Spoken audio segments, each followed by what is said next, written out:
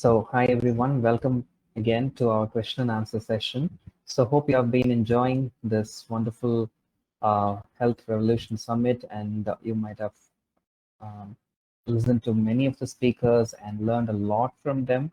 And today we have our guests, Dr. Vidya Chakravarti and Dr. Reshmi Menon. Both of them are experts in this plant-based nutrition. So, I would like to give a short intro about both of them. Dr. Vidya Chakravarti is a passionate entrepreneur, uh, animal lover, researcher, strategist, speaker, and a mom. Dr. Vidya is also an Ayurvedic doctor and a healthcare IT specialist for more than a decade. She is currently focused on improving ways to take Ayurveda to the world with a vision to enhance and enrich health and wellness. So she qualified as an Ayurvedic practitioner and she has an yoga certification from Bangalore and also has a master's in hospital and healthcare management with specialization in healthcare information technology. So Dr. Vidya is also committed to Ayurvedic education, research, and practice, and she has been uh, integrating plant-based nutrition as well. And I have heard about her work, and she has been influential in promoting plant-based nutrition to many people. And Dr. Vidya, we welcome you for this question and answer session. Thank you so much for inviting me over. It's actually a wonderful opportunity for all of us to meet and discuss and share knowledge. So knowledge shared is knowledge earned, and I'm here also to learn a lot from great doctors here like Dr. Rupa. She's our guiding light. Thank you so much for bringing us over and putting us on a platform to discuss. Otherwise, we are so tied up with a lot of work. And thanks also, Dr. Sarvanan, for I'm sure you have been participating, giving a lot of your time into this entire event. And also, thanks to Dr. Rashmi because she's been inspiring us. I am also a big fan of Dr. Rashmi because there's so many things to learn from you.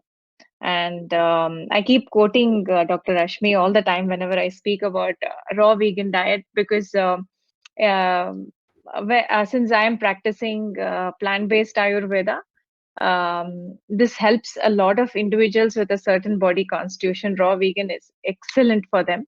And then, studying Dr. Rashmi's Prakriti, I can say that it's a perfect fit for her, and that's why also Dr. Rashmi is actually growing younger and younger every day. So I'm sure that that's really helping you. So if I write a book, definitely it will be on Dr. Rashmi's raw vegan raw vegan diet and what you prove to the entire medical fraternity. It is possible to be like that. And I must tell you that she's so truthful, and she actually follows it to the core. Oh my God! No matter what, any event I've seen her, she'll only eat raw vegan, only salads. That's amazing. So much of commitment. Thank you so much for having me over. I'm sure it's going to be a lot of fun, and we'll discuss a lot of um, plant-based secrets that people would like to know, and what keeps us going, how to reverse diseases, how to reverse aging. Dr. Rashmi is here. So, so thanks so much. Thanks again for the opportunity. Thank you. Thank you, Dr. Vidya. So I would like to give a short intro about Dr. Rashmi Menon. So Dr. Rashmi Menon is a qualified medical doctor and a lifestyle disease reversal expert. She specializes in homeopathy, psychotherapy, whole food plant-based nutrition, naturopathy, sound therapy, yoga, and clinical hypnotherapy. She's also a certified advanced yoga teacher from the Yoga Institute. She has been guiding her patients to manage and reverse lifestyle diseases using these holistic approaches. Since a very early age, she has been a meditator, a regular meditator, a compassionate listener. Her passion for holistic healing has seen her facilitate miraculous healing, even in terminal cases, since starting her practice in 1999. Patients of all ages find her simple wisdom and unique approach to medicine and treatment easy to follow.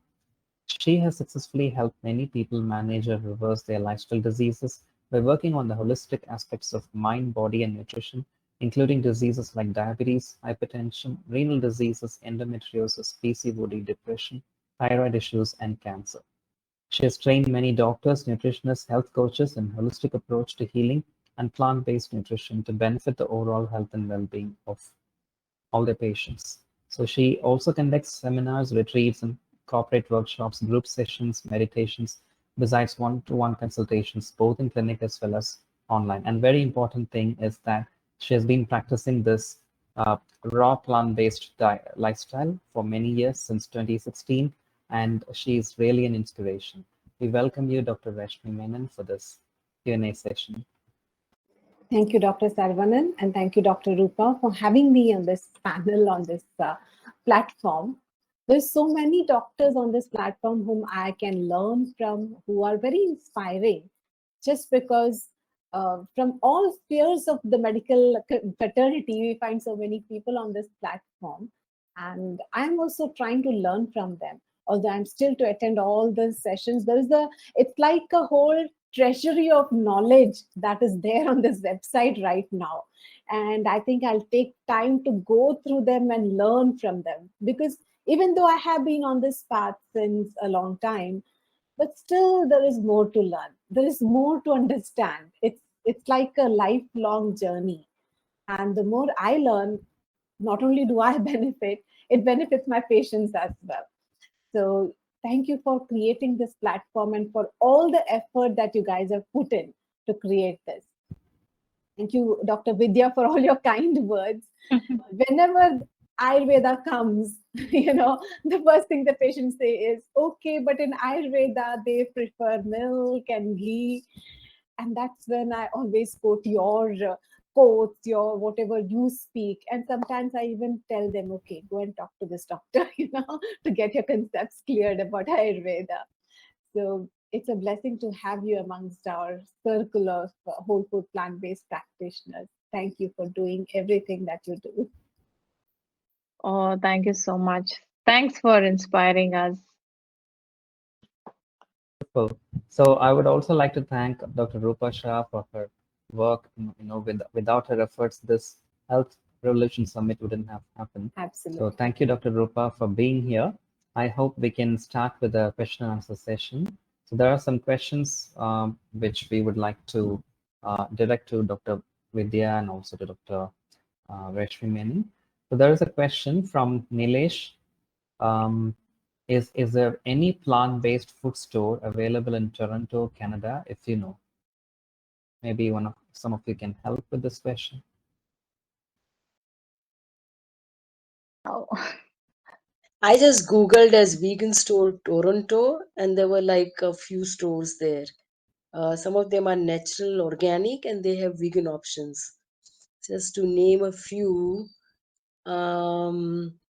it's called as Good Rebel, Vegan Provisions, Organic Garage, Essence of Life, Little Green Planet. So there are already plenty, I think. All that you need to just Google, and Google is our friend, seems to just quickly answer.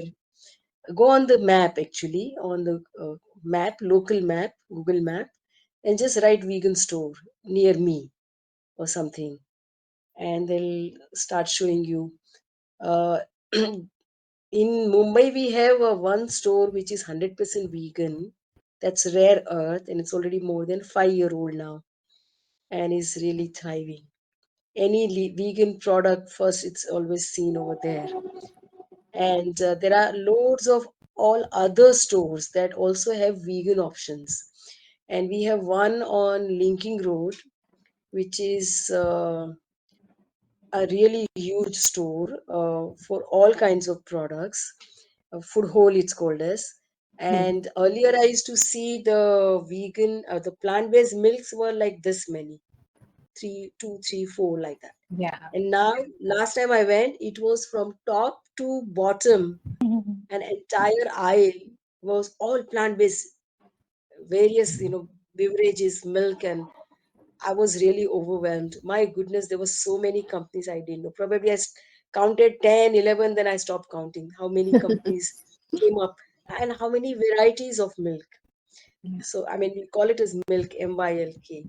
So, there were, of course, almond milk, many companies. I think I spotted at least five, six companies, only almond milk. There was oat and almond, there was cashew, and there was amaranthus also was there. Oh, Then nice. pilk. Pilk was oats, moong, and choli beans. It's the first Yeah. of its kind. This combination, very good. Doesn't curdle when you make tea or coffee. And Oh, soy milk, there were many. And there were Mm. many varieties, many different companies.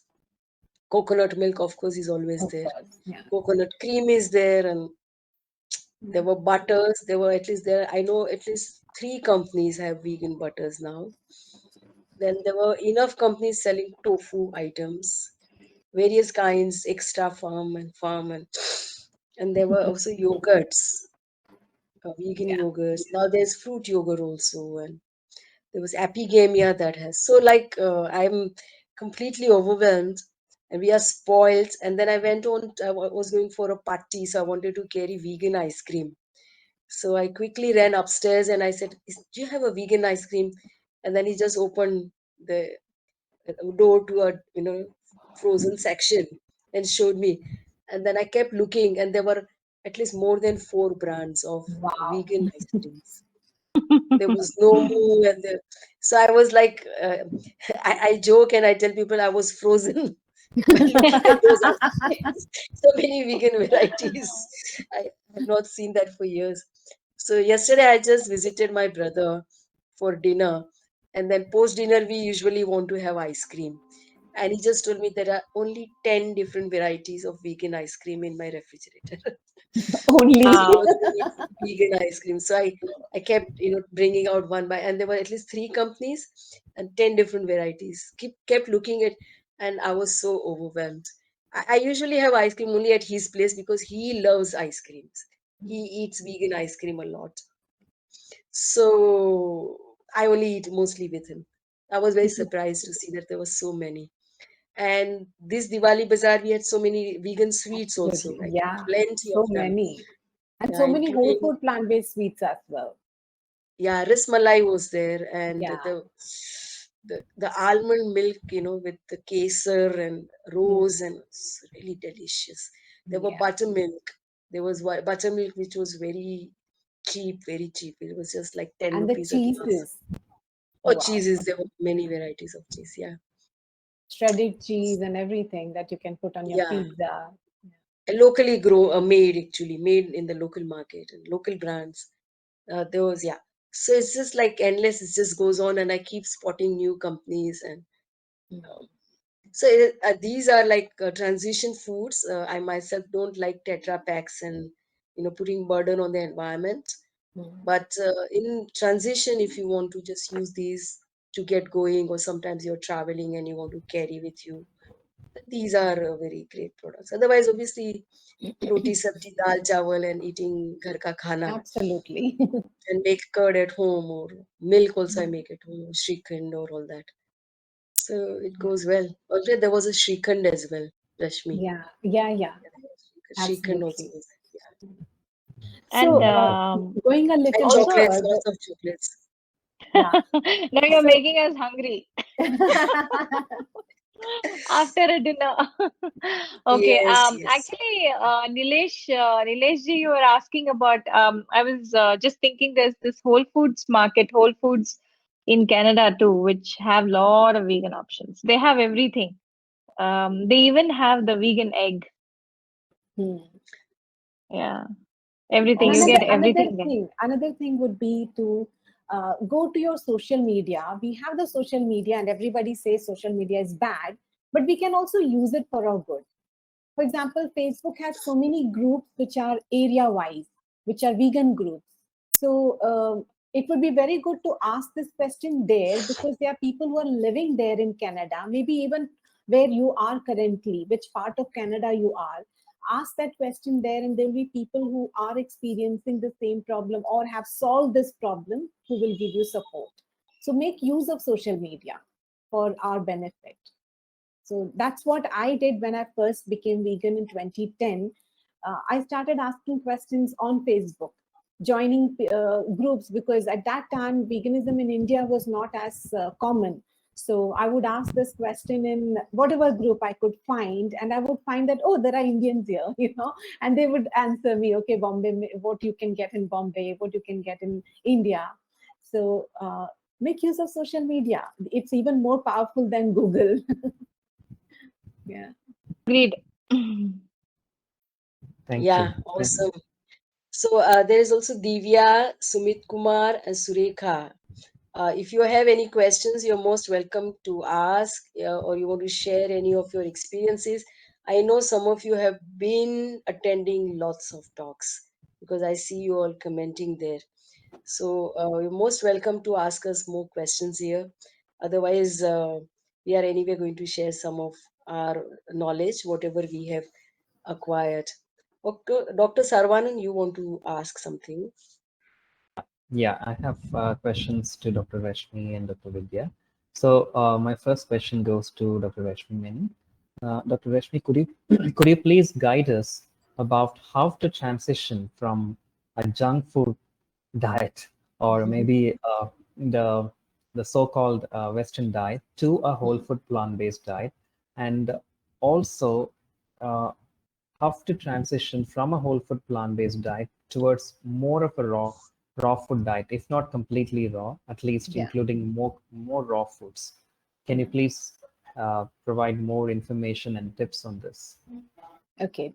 So whenever you are eating a junk food diet, like I was explaining earlier, some people can directly jump into a clean diet and do it consistently and be there. But for some people, you will need, maximum people, you will need to take smaller steps. So it is very important to understand why the food is junk, because once you have the knowledge of why, otherwise we are just labeling food and saying it is junk. Do we know why it is junk, why it is not good for us? So we need to understand that first and understand why this is harming us, and what is the alternative, what is the food that will really help us. And once you have the information, once you have the knowledge, then take one step at a time. Okay, so if it is like just okay giving up sugar, nowadays we have these sugar challenges happening, so maybe just give up sugar for say 1 month and see how it fits with you. And once that has settled in, then pick up another challenge. Okay, give up all oil, or just give up all processed food, not just sugar, all processed food in the next month. So take one step at a time, be consistent with it for enough time that you become comfortable with it, and then take the next step. And the easiest way to include more raw in your diet would be that start your day with some fruits, or start your day with a smoothie, which is made of fruits and maybe a green smoothie. And then just before your lunch, have a salad. Just before your dinner, have a salad. Just 3 portions of raw food a day. Start with that. And once your body gets used to that, then increase the portion. Increase the portion such that your morning smoothie and fruits becomes your entire breakfast. You don't need any other breakfast. But don't jump into it right away. Start with the portion of smoothie and the fruits, and then eat your regular breakfast, what you are having. Be there for some time. Similarly, you may start with maybe a small katora of grated vegetables, small bowl of grated vegetables as salad, because if you're not used to eating raw food, eating cut vegetables might create upset in your stomach. You will see that, okay, I'm having gases, I'm not feeling comfortable. So the way out is start with grated vegetables. The reason why we have the stomach pain when we eat the raw vegetables is because we are so used to eating soft food that don't require too much of chewing in our mouth, not too much of saliva being introduced into the food. So we have subconsciously created the habit of chewing for a little time and gulping it down. So even when we are eating the raw food in the form of maybe carrot sticks, we chew it for maybe a little time and then we gulp it in. So our stomach has to do not only the digestion and the assimilation part, it also has to do the job of our mouth, that is cutting down the food into smaller pieces. And that can be discomforting. So that's why start with grated vegetables first. small bowl.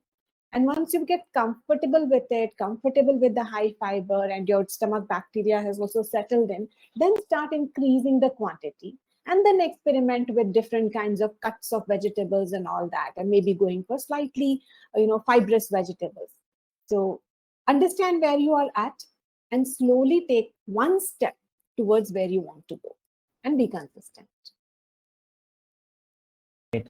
Thank you, Dr. Rashmi Menon, for your wonderful suggestions. I hope this will help a lot of people to make the transition and to make it very easier. Yeah. Now I have a question to Dr. Vidya Chakravarti.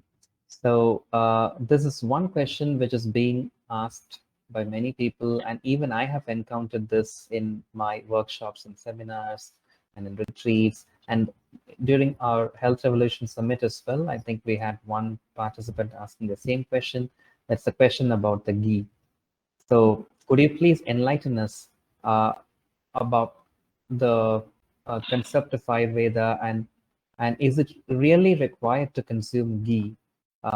Because I always tell people, Ayurveda has wonderful wisdom, and it has given so much of information and guidance about healthy living, with dinacharya and ritacharya and so on and so forth. But people just ignore those things and then just stick with this ghee thing. So it would be very helpful if you could enlighten us more about this. Yeah, whether to ghee or unghee. Yeah. Thanks so much for this question. Actually, I get asked the same question almost every day. So every patient who comes to me, knocks at my clinic's door, is always asking, "You are an Ayurvedic doctor, shouldn't you be recommending ghee?" Is that very common question I encounter every day. So to answer this question, first of all, we don't need any refined fatty food at all. Because of the kind of lifestyle we lead, we don't walk like tens or 20s of kilometers now anymore.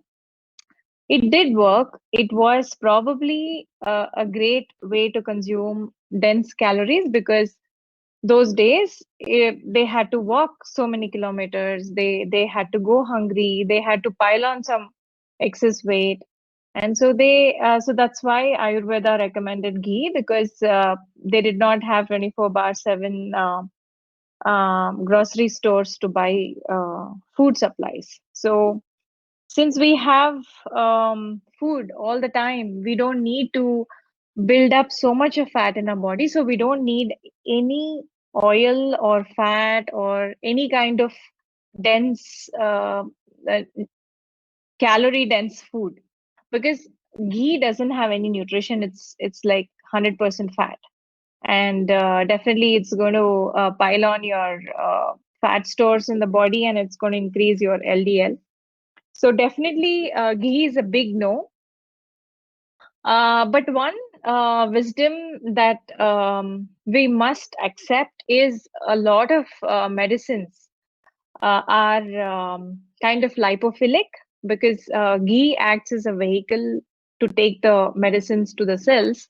So if at all any Ayurvedic doctor is asking you to take ghee, then you can always use an alternative. You can always use maybe coconut oil or maybe flaxseed oil, and that's it. I don't recommend any other oil, because I completely don't agree that we need anything. If you really want to use some kind of fat, then use some nuts, nut butters, in a very less quantity.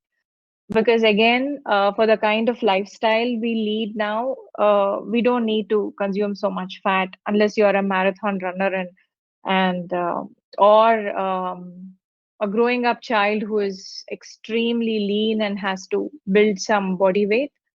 I don't think we need to recommend ghee to anybody. And Ayurveda believes in change, and Ayurveda has always spoken about why it is important to change with the changing times. There are so many shlokas that speak about changing ourselves, because this was almost like 5,000 years back, and now the world is so different. So go for flaxseed oil. That's a good alternative, or coconut oil. Any other virgin oils are still okay, as long as you want to take some kind of fat. Otherwise, no ghee. I would totally not recommend ghee. Okay, thank you. Thank you very much, Dr. Vidya Chakravarti, for your wonderful explanation. So in this regard, I would like to ask one more thing. So in the south, you could see that, or in the coastal region, there are many, traditionally people use coconut, grated coconut, and there are many recipes which use this, in the cuisine, they use this coconut. And I hope this has been there for many, many years. So can we consider that as a healthier substitute instead of having ghee? Um, what would you recommend? Like whole coconut, grated coconut, or coconut paste in the recipes while cooking? I would recommend to eat local, more local. So people coming from South India can definitely digest and assimilate coconut better. So coconut gratings are great form of consuming coconut, and also the dry coconut gratings are also great.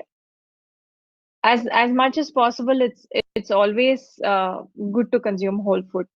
You know what I'm talking about. All of us talk about whole food. So keep also the fiber with it, so it's easier to absorb.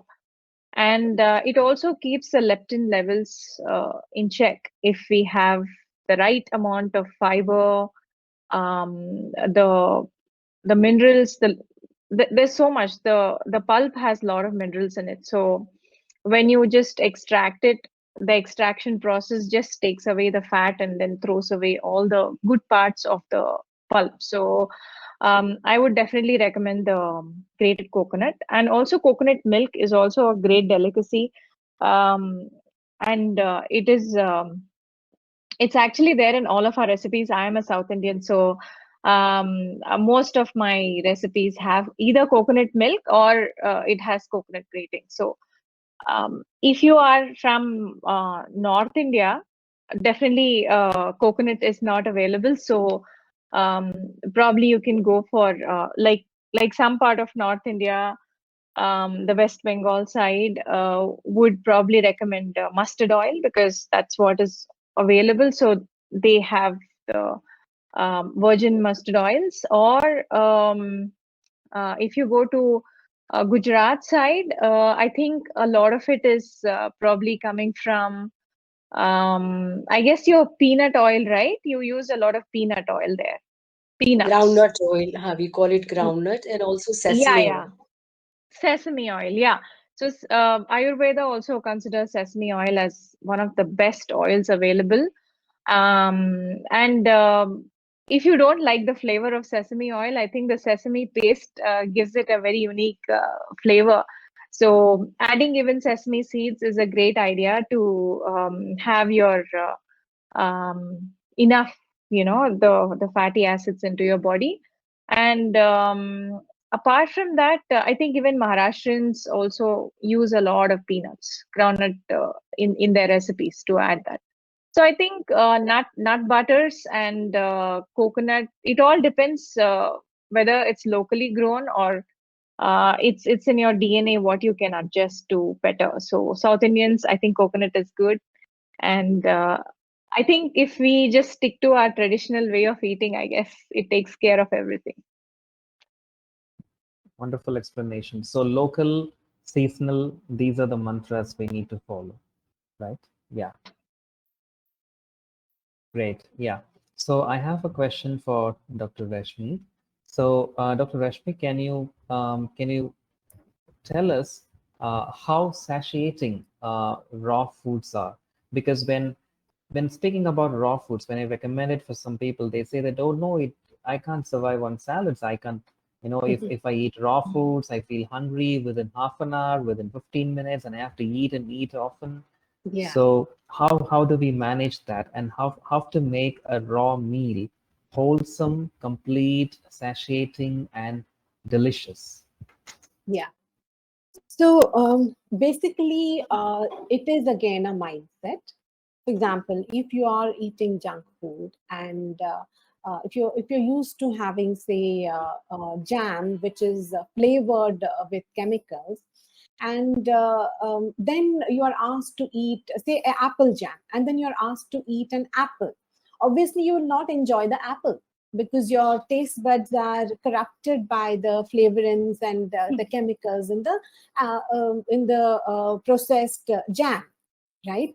So over time you will then get used to the apple, and you will get used to the apple in such a way that when you eat the processed food, the extra flavorings will actually be revolting to you. You will not want to eat it at all. But that is the stage where you will reach when you start eating raw food. But you cannot expect that to come in the very next day, right? That you jump into raw food, because your body has adjusted to the soft food, has adjusted to the processed food. So what you need to do is go slow, like I was saying before. And even when you're eating raw, go for the stuff which you are already enjoying, because um, everyone is eating some amount of raw tomatoes or cucumbers or even capsicum. Some way or the other, some raw is going in. If not, fruits we are all eating anyways. Even when we are eating cooked food, even when we are eating junk food, most of the people know that it is good to eat fruits. So start where you're comfortable, go with the taste that you're comfortable with, and then branch out into eating more of salads or vegetables. Now, raw food doesn't mean only fruits and only vegetables. Raw food also means everything which is raw which can be eaten raw. For example, I eat a lot of seeds, especially now I'm in my menopausal stage, so my body is asking for a lot of fat. So obviously I don't eat oil. So instead, what I'm doing is I'm allowing my body to, like what Dr. Vidya was saying. I am also a South Indian, so I eat a lot of coconuts. I also like my sesame seeds, which also grow very well in Kerala, which is where I belong to. So I eat a lot of that, of course, raw, right? But the proportion with which I'm eating is important. So I'm not going to eat more seeds and nuts as compared to the vegetables that I'm eating. And how you season it, how you soften it. Some vegetables are difficult to digest, although I don't eat so much of it now. But whenever there is a festival, I make a whole sadhya which is raw, a Kerala sadhya which is raw. So some of these vegetables are very hard. So what I do is I season them with a little bit of rock salt and keep it for a while. And that softens it and makes it more edible. I cut it in a way that it is more chewable in my mouth. So, like grating or cutting it very small, or making julienne pieces out of it, or using the spiralizer.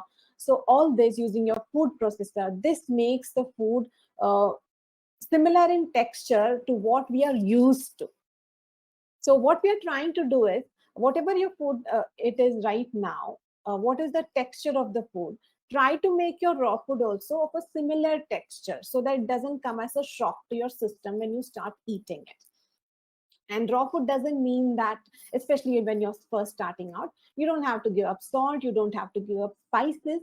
Just reduce the amount of spices that you're using. For example, when I'm making a raw sambar, I do use a little bit of sambar masala.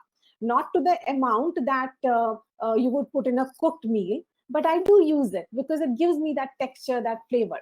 Although right now I'm eating more of fruits and a little bit of salads, as in when I feel the need for salt, and a lot of seeds and coconut. Otherwise, when I first started out, I would create food which is very similar. So basically, what our body wants, or not our body, our taste buds want, is all the tastes, right? We like the sweet, we like the salty, we like the sour, we like the pungent, want some amount of crunch, we want some amount of sour. So try to fulfill that within the raw space itself. For the sour, you can use your tamarind, you can use your lemons, you can use your kokum, you can use your raw mangoes, right? For the sweet, we can use so any of these dried fruits like dates and raisins and figs and whatever you can. So what is it that you're craving for, and what is it that your regular diet is? For example, some people like to have even sweet sambar, right? While some people, like South Indians, we don't like sweet sambar, but most people do like the sweet sambar. So then you know that, okay, this is what my food is. So your raw food also should have a similar taste. Some people like it salty, some people like it pungent. I mean, sorry, chili, more chili. So add more chili into your raw food. You can add chili powder, you can add fresh green chilies. Of course, when you're eating raw, the amount that you add definitely will go down, because when you're eating raw, your body cannot take that much amount. Cooking also makes the spices a little bit weaker. While when you're eating it raw, it is very burning to your stomach. So be careful about it, how much quantity you use, but try to, at least at the beginning stages, try to keep that similar to what you're eating. And from the nutritional point, at least initially, you will need to eat a rainbow, right? So try to have varieties of fruits and vegetables, like Dr. Vidya was saying. Go seasonal, go local, rather than getting your blueberries from abroad. Eat your karwanda or your jamuns, which have equal nutritional power. What is available seasonally, locally, go for that. And when your nutrition deficiency is not coming up, then your cravings also go away. So you're able to sustain longer, and your taste buds are also satisfied, right? So eating raw doesn't mean just eating ghas-foos, just eating vegetables. There is a variety that you can eat. The only thing that doesn't fit in the raw thing are the grains, because the grains need to be cooked. Even the dals need to be cooked. So the dals and the grains are what go out.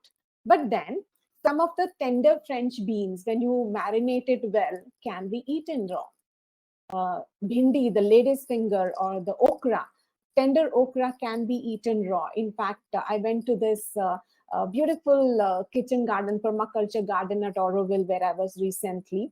And she was growing this beautiful long, okra.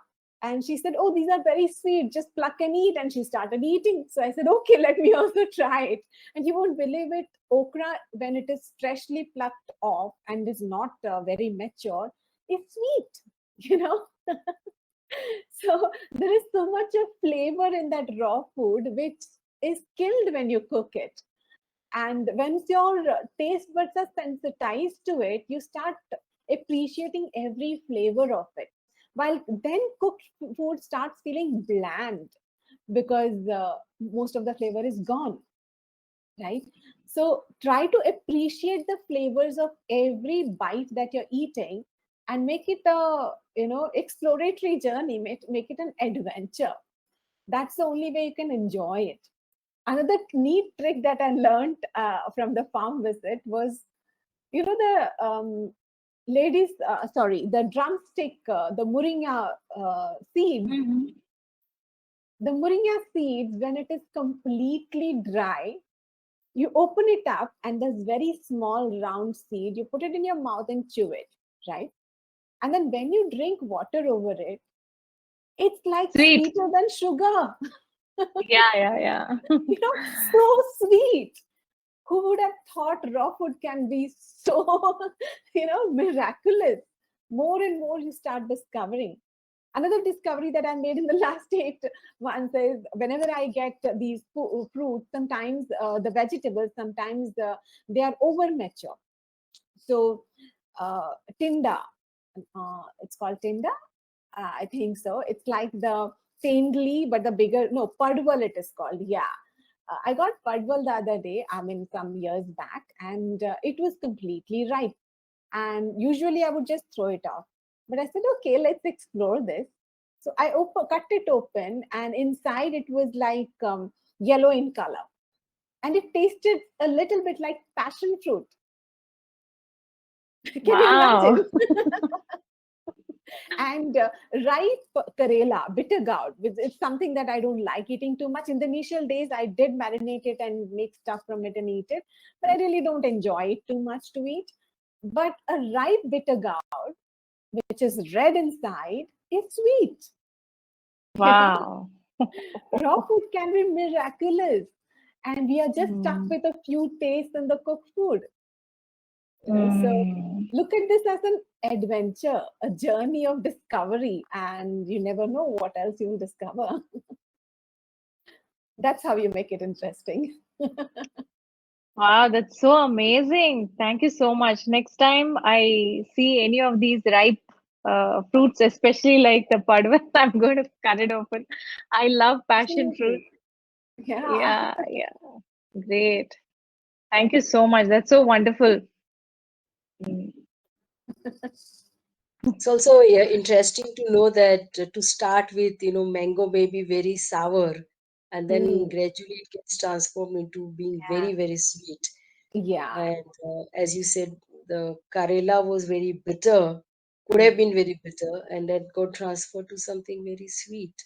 Yeah. Very, very interesting how nature transforms also. Exactly. And that also makes it the belief more stronger that we are supposed to eat fruits, because they are pre-cooked and we all like the sweet taste. In yoga also we say that the food should be snigdham, that means soft and sweet to the mouth, And what is the sweetest thing to the mouth, the softest thing and the most easiest thing? Fruit. Even all vegetables, basically, if you look at it, are fruits, right? We just pluck them before they mature. So, Yeah. So true. yeah.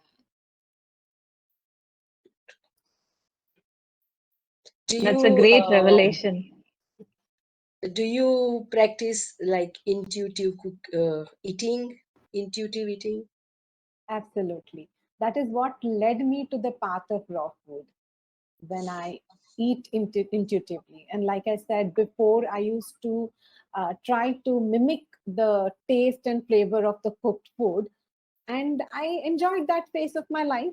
But now I am in a phase where I'm enjoying more the flavors of the food by itself. So I'm enjoying more of the fruits. And once in a while, when I feel that, okay, I want to enjoy some saltiness, that's when I reach out for the vegetables. And even the vegetables, I have stopped eating a lot of these masalas because they seem to take away from the flavor of my vegetables or my fruits. So the fruit or the vegetable itself is so flavorful. Like a papaya, when you really watch its taste, has a little bit of salt in it. But if we are eating and are eating all kinds of masalas and our tongue is corrupted by the masalas, we'll not catch that. It has a little bit of saltiness in it. Similarly, all vegetables are a bit salty in taste, but we still add salt on top of it. We still want to spice it up. Even some vegetables can be spicy just by itself. But if we are already adding chili powder into it, we miss that taste, that subtle flavor. So carrot can have so many flavors inside of it. Each bite can give you a different flavor depending on which part of the carrot it is. The carrot tastes different on the tip as compared to the top where the leaves are growing. But we are so unaware, we are just chopping everything up and just gulping it out, We are not in connect Just with cook everything. and cook everything. That's another thing. I know. The whole fruit tells you a story. Yeah. And if you're connected with it, you can actually know where it has come from, where it has gone through, what path it has gone through. A vegetable which has traveled in a truck will have a little bit of taste of the surrounding vegetables with which it has traveled if you're intuitively eating. So you can actually, it's like every bite is a story in itself. It's really heightened your taste sensation, Dr. Rashmi. I think so many years of eating raw food, I think you've developed that heightened sensibilities. Probably will take a long time to understand. And there is the drawback also. Even your smell is heightened, because of which wherever you go, you're like, okay. Oh my God, I can definitely understand the smells of cooked food can be really a big put off many times. Yeah. Cooked food, Yeah, artificial smells. In fact, yeah. as we start eating cleaner, we are fine Mm, with the smell of the organic matter, like food rotting, or even the feces of animals or humans, even, is still okay as compared to the artificial smells. If there is an artificial mm, agarbatti or a room freshener, it just hits you somewhere on a different plane, and you don't want to be there mm. anymore, because your body and your mind is so tuned into what can cause you harm, and will try to Yeah, take you away from that which can cause you harm. So that is another exactly. thing. So people wear these heavy perfumes, and you immediately know, okay, this is going to cause you harm. You don't even need to understand or read the researches. You immediately know this is not right. You know, and Mm, sure enough, the research has shown the same thing, that the artificial deodorants and everything, what they cause to the cells, what they cause to the lymphatic system, and how they cause cancer. Your body becomes that indicator of exactly what is not working for you. So yes, you don't yeah. need to go for investigations then. Exactly. That is, you're so connected with the food, that it's like you're talking about the heightened sensibilities that you have. That's what I was. That was my topic actually. I was talking about the universal connectedness. It's about how we connect with the food, with our earth. That's exactly what even Ayurveda talks about. That we are a planet ourselves, and Absolutely. yeah, so plant-based diet or planetary-based diet, it's all the same. So when we eat for the planet, then like how you eat organic and the raw fruits and vegetables, keeping it as close to our DNA as possible. So then the more we do such things, the more connected we are to this planet. And the more we understand, the more, I mean, the intuition develops with so much of connectedness. So I guess that is something which we probably have to evolve into. I think it'll take some time. A lot more people are moving towards it, that we are going more organic. We are saying no to single-use plastics, Hmm. and then not use too much of wood and cutting down trees for Yeah. paper and the furniture. I mean, there are so many things that not only changes the way we think, but also heals us from within. Because I think it's all about gratitude. That's what all of us, like even Dr. Rupa, she being an MBBS doctor, still is so open to say no to chemical-based medicines.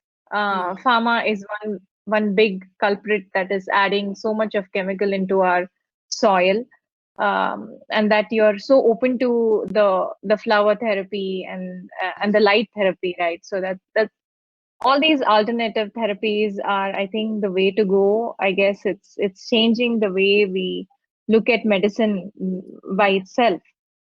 Hmm. So that's a very big topic. I think we should talk about planetary medicine sometime, and you know, um, I guess it's planet-based diet and lifestyle. That's the only one planet, and we have to save her. So whatever it takes. I have a different take on it. I Okay. feel that the planet has been there before us, and it will remain before, even after we are gone.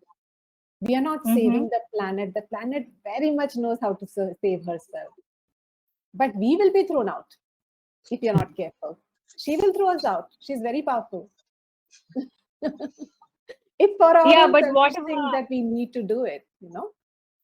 Yeah, but whatever we can, at least the animals, because Yes, the probably animals. along with Yes. us, Yeah, we are actually taking away the fundamental right of every animal. We Absolutely. don't even provide the clean water and the clean environment for these animals. Yeah, they are the innocents who are trapped in this world that we humans have created. And we have created it Yeah, on their dead bodies. exactly. Yeah, I think the whole foundation of medicine is based on our universal consciousness, our connectedness, is how we feel for each other, along with all the other people who are maybe, I mean, the people who don't have the amenities that we have, and the animals that cannot choose what they want to do. So the more we think about these, the more conscious we are and more responsible we are, I guess, is also one of the ways we can improve our immunity. The IgA in our body just shoots up as we have this compassion towards others. The kindness and compassion are, I think, the greatest medicines that is produced within us, which we always don't talk about. It's not always about the food that we eat or the exercise that we do, but it is also the way we think, the way we love, and flow this love towards others makes a lot of difference. Absolutely. Yes. And if you see, humans are the only species which doesn't know how to coexist in peace with other species. Want to, we are in a state of doing always, while the other species are in a state of being. We are continuously doing, doing, doing. See how we have altered the ground through agriculture. You know, we have done monoculturing, we have done species changes, we have done hybridization, the genetic changes, because of which more and more pests are coming onto the plants, because it's very easy for them. You know, because in nature where there is permaculture and natural growing, they don't get food so easily. You know, monoculture and these weekend crops, it's very easy for them to eat. So what do? Instead of understanding this, what do? We provide fertilizers which are chemical based. We provide pesticides which are chemical based. Now, like I said, nature is ever evolving to adjust to this. So these pests are also evolving. So where do we go next? How much more bombing of our own food would we do? You know, instead of stepping back and seeing where have we gone wrong, the first step is the monoculture. You know, the same thing what we have done with the agriculture, we have done with our bodies. Instead of Mhm. looking at the body as a wholesome unit connected to the rest of existence, we have segregated our body. And within the body, we have segregated each part and each cell of our body, and we are treating everything differently. Yes. Even as a holistic doctor, we are just looking at the body as a whole, which is one step better, but still we are not connecting to this part that this body is playing in the whole environment which is around us. That will be true holistic approach, which Yeah, yeah. unfortunately requires involvement of the society, you know, because we are full. That's why these sessions are important. This health revolution is important, because one person can get so far. We as a group can actually create change and create a healthy society that will not only help the weaker sections of our own species, but of other species who really don't have a say right now, like you rightly pointed out, Dr. Will. Yeah, More reason to so feel true. thankful for this platform. I know. Thanks again. Dr. Rupa is instrumental in giving us time to actually discuss and put more thoughts towards it. Otherwise, it's every day the same things and rush, rush, rush, work and come back. And we Yeah. really don't have the time to sit and discuss these things. Although these things keep happening in the mind, it's a platform where we can also share this knowledge, and probably, who knows, there are so many people waiting there to get enlightened with these tiny little things that I got many years back. So it's a great contribution to the society. Thanks so much, Health Revolution, and everybody who is a part of this. Absolutely. Thank you. It's time to wind up, Dr. Sarvanan, because we are over 1 hour. Yeah, and it's so interesting. We had a long Q&A session today, but very interesting session. A lot of useful conversation. I hope the participants have noted all the tips and suggestions given by the doctors. So again, we would like to thank Dr. Reshmi Menon and Dr. Vidya Chakravarti for their wonderful time and expertise and sharing their wisdom. Dr. Rupa Shah, thank you very much for organizing this. So we will meet again tomorrow for the next question and answer session, the live session, and keep watching this space. And if you have not, if you have missed any of the live sessions, you can watch it again in the replay option.